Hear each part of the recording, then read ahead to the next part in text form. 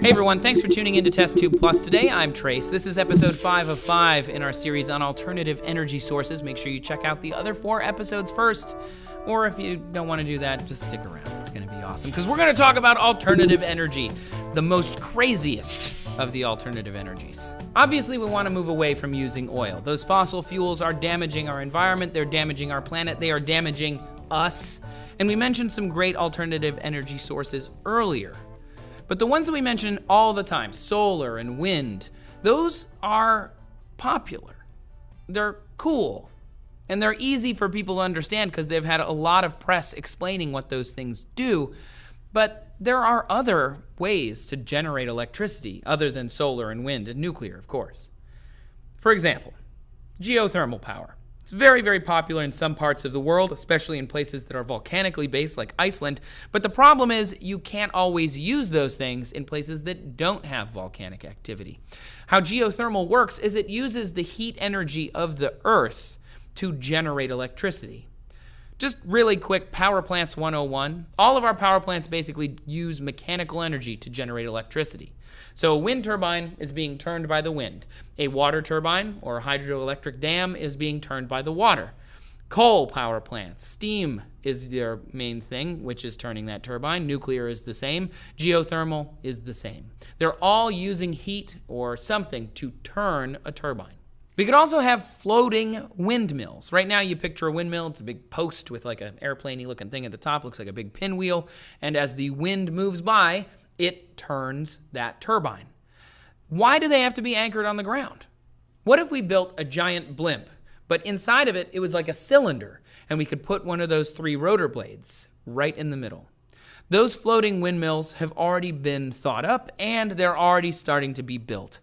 They rise 1,000 feet off the ground, and they're connected via very high-strength tethers that run the electricity from 1,000 feet in the air all the way back down to the ground. The advantages of these floating windmills is, 1, they're not attached to the ground. A lot of people complain about wind power, killing birds or creating noise pollution because they do make that kind of sound. I've stood next to them, it can get kind of loud. But birds only fly about 500 feet in the air, so 1,000 feet in the air, you are limiting that problem. You can put them over water, and when you get that high up in the air, wind speeds are 2 to 3 times higher. And computers on board can bring down the blimp if wind speeds tend to get too high or a storm setting in. So you're talking about a thing that can generate electricity and kind of is smart enough to not hurt birds, not cause noise pollution, and protect itself in case of conditions that don't work. It's just a floating version of the standard wind power system, but it can be done over water, it can be done on land, and it's kind of out of the way.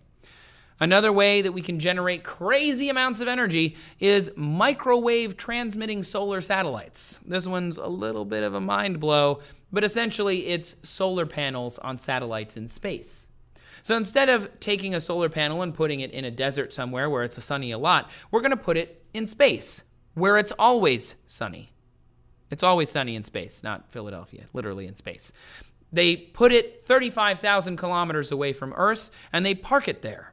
Then the sun, sending all of its energy out, doesn't get blocked by Earth's atmosphere. About 1/3 of solar energy is reflected back into space from our atmosphere, so we already have that benefit. Every hour, though, more solar energy reaches Earth than humans could even use in a year.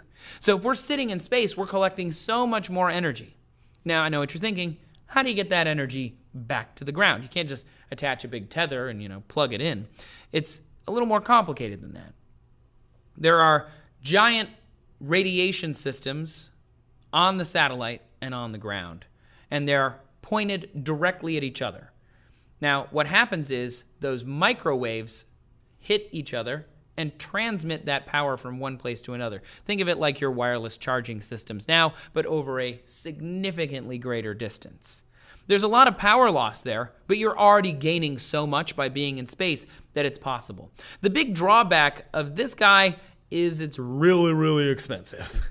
Production costs tens of billions of dollars. And launching rockets is expensive. To launch a pound is like $1,000 or something. So considering the distance of these satellites and the amount of money it would take to launch them, it's a pretty unlikely scenario, but the amount of electricity that we could produce from this system is insane. And just for perspective, these satellites are 35,000 kilometers out there. The ISS, the International Space Station, it's only 250 kilometers up. So these are really far out there. So another alternative energy source that gets some press, akin to solar and wind, but uses a slightly different medium, a slightly different fluid, is wave-powered energy, tide-powered energy gathering. Again, we're turning turbines or we're moving things to create energy. 70% of the Earth's surface is water. So if we were to harvest the movement of that water around the Earth, it's constantly moving, we could produce 80,000 terawatt hours of electricity per year. That's 5 times the amount that we would need to meet everybody on the Earth's global energy use.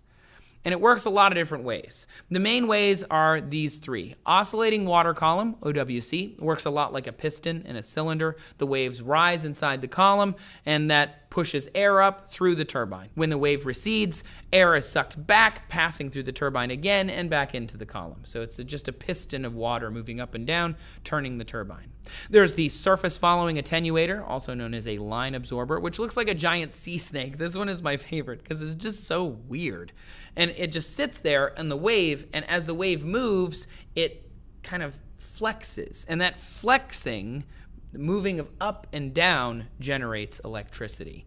There's the buoyancy unit, which are buoys attached to the bottom of the ocean, so when the waves move up and down, those buoys then generate pumps to make electricity. So these are 3 different ways that we can generate power from waves.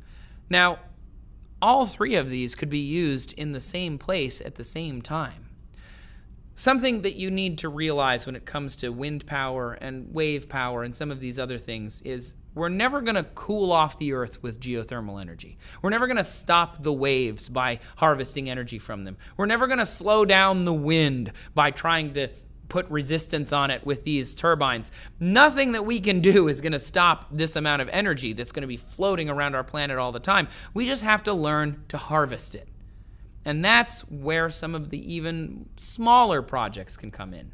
For example, inmates in Brazil can reduce their sentence by riding stationary bikes that are attached to car batteries. And those car batteries are then used to power street lamps in the local plaza. 14 bicycles require 10 hours of pedaling, charges 1 battery, enough to power 10 street lamps. Pretty awesome. This is energy that we just have. People can create their own energy. You don't have to be in prison to do this. You can do this at home. You can also recharge your cell phone by breathing using something called, I think it's piezoelectricity. You can check me on that, listeners. And that's just an idea right now, but essentially you're recharging your cell phone by breathing. The movement of your body is recharging things. So this guy, João Paulo Lamoglia, he created an industrial concept design in 2011 that won an award. It's not real yet, but it's gonna be. And essentially, you get a face mask, you can wear it around, and the face mask converts individual breaths into electrical energy. Now, we got the idea from watching kids blow on pinwheels, because when you blow on a pinwheel, it spins a turbine. Sounds familiar? Because you can generate energy from that. On top of that, there are dozens and dozens of other ways we can generate energy.